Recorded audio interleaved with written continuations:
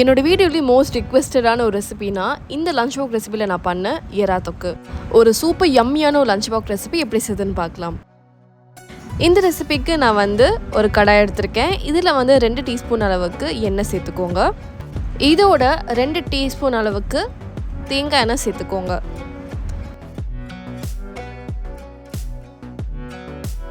எண்ணெய் சூடாகிற வரைக்கும் வெயிட் பண்ணுங்க. இப்போ இதோட 1 டீஸ்பூன் அளவுக்கு சீரகம் சேர்த்துக்கோங்க. சீரகம் சேர்த்துட்டு பொரிஞ்சு வந்ததுக்கப்புறம் இதோட 1 டீஸ்பூன் அளவுக்கு சோம்பு,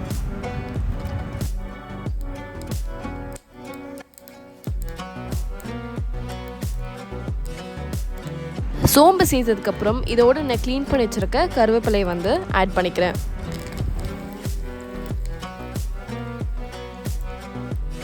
இதோட 2 காஞ்ச மிளகாய் சேர்த்துக்க போகிறோம். காம்பெலாம் எடுத்துட்டு இந்த மாதிரி ஆட் பண்ணிக்கோங்க. ஆட் பண்ணிவிட்டு இதை நல்லா மிக்ஸ் பண்ணிக்கோங்க. இது எல்லாமே நம்ம லோ ஃப்ளேமில் தான் பண்ணணும்.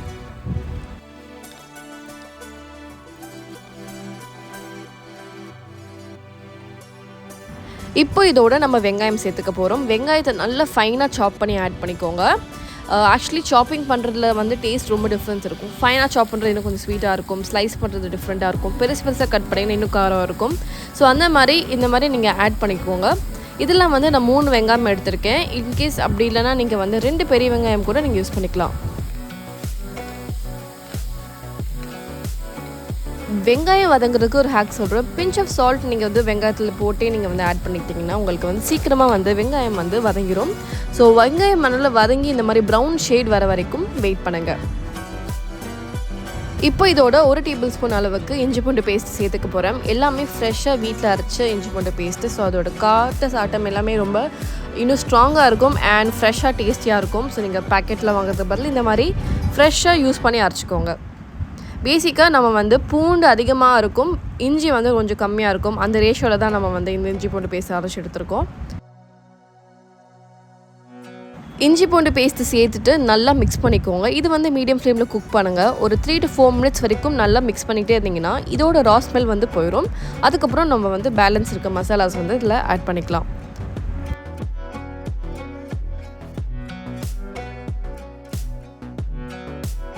இந்த ரெசிபிக்கு நான் 400 கிராம் அளவுக்கு ப்ரான்ஸ் எடுத்திருக்கேன். ப்ரானை கட் பண்ணி டீவைன் பண்ணி எடுத்து வச்சுருக்கேன், க்ளீன் பண்ணி.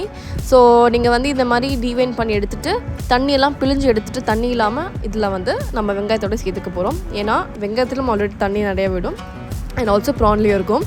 ஸோ நம்ம வாட்டர்லாம் இல்லாமல் இந்த மாதிரி ஸ்ட்ரெயின் பண்ணிவிட்டு இதில் நீங்கள் ஆட் பண்ணிக்கிட்டிங்கன்னா உங்களுக்கு சூப்பராக இருக்கும், டேஸ்ட் இன்னும் பெட்டராக.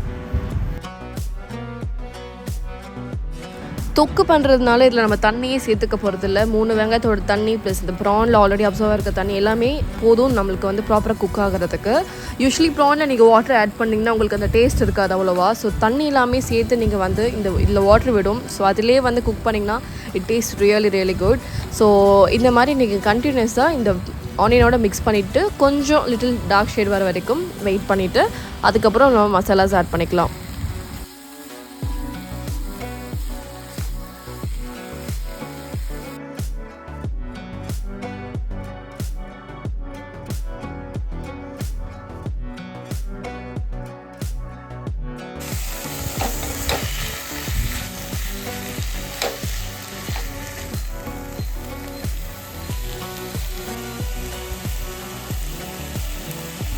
ஃபியூ மினிட்ஸில் பார்த்திங்கன்னா இந்த மாதிரி ஆயில் கொஞ்சம் செப்பரேட் ஆகிற மாதிரி வரும்.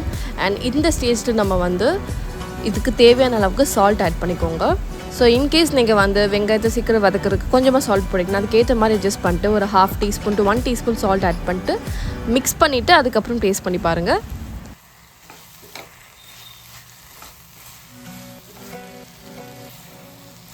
ஒன்ஸ் உப்பு சேர்த்ததுக்கப்புறம் அகெயின் நீங்கள் டாஸ் பண்ணிவிட்டு மிக்ஸ் பண்ணுங்கள்.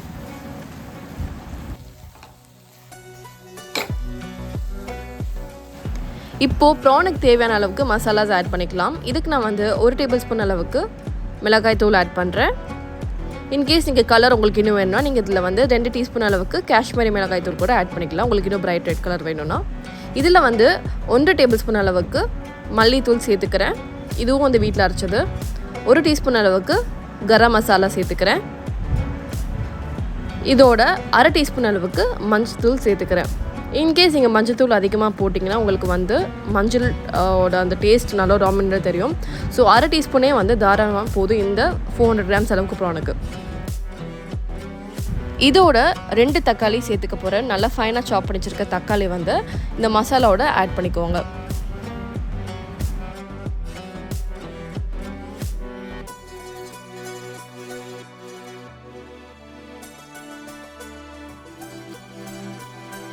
தக்காளி சேர்த்துட்டு இதை நல்லா கண்டினியூஸாக மிக்ஸ் பண்ணிக்கோங்க. ஸோ தக்காளி நல்லா ஸ்மாஷ் ஆகி அளவுக்கு குக்கர் அளவுக்கு நம்ம வந்து ஒரு 6 to 7 மினிட்ஸ் வரைக்கும் லோ ஃப்ளேம்லேயே வந்து லிட்டு க்ளோஸ் பண்ணியே நீங்கள் மிக்ஸ் பண்ணிவிட்டு குக் பண்ணுங்கள்.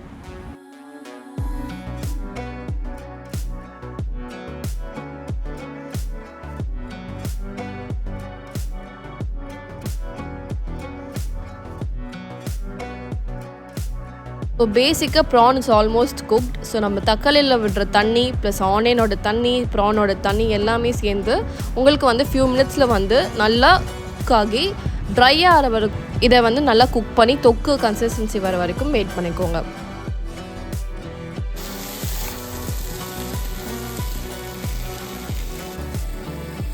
ஒரு 7 to 8 நிமிஷத்தில் பார்த்தீங்கன்னா அந்த தண்ணி எல்லாமே ட்ரைன் அவுட் ஆகி நல்ல தொக்கு கன்சிஸ்டன்சியில் வந்து உங்களுக்கு இந்த ப்ரான் தொக்கு ரெடி ஆயிரும். அண்ட் டேஸ்ட் அண்ட் ஸ்மெல் ரொம்ப அமேசிங்காக இருக்கும். கடைசியாக வந்து கொத்தமல்லியை வந்து போட்டு எடுத்து நீங்கள் வந்து சர்வ் பண்ணிங்கன்னா சூப்பராக இருக்கும். இதோட லஞ்ச் பாக்ஸில் நான் என்ன வைக்கிறேன்னு இப்போ உங்களுக்கு காமிக்கிறேன். ஸோ இதான் லஞ்ச் பாக்ஸில் பண்ணுற ஒரு மெயின் எலிமெண்ட்டு இன்றைக்கி லஞ்ச் பாக்ஸில்.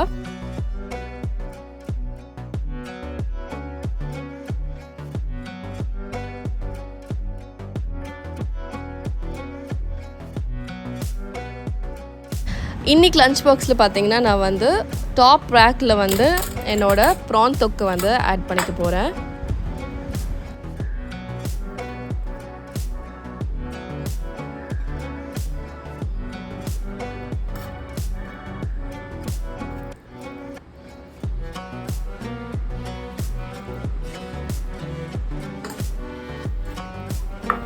அடுத்த தட்டில் வந்து நான் வந்து இதுக்கு சாம்பார் ஆட் பண்ணிக்கிறேன். So basically rice, sambar and prawn தொக்கு தான் இன்றைக்கி என்னோடய lunch box.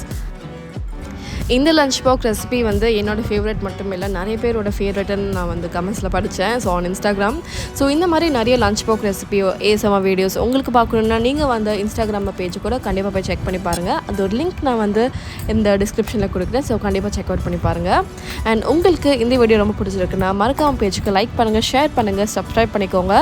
And yeah, that's all about today's video and I'll see you on the next one.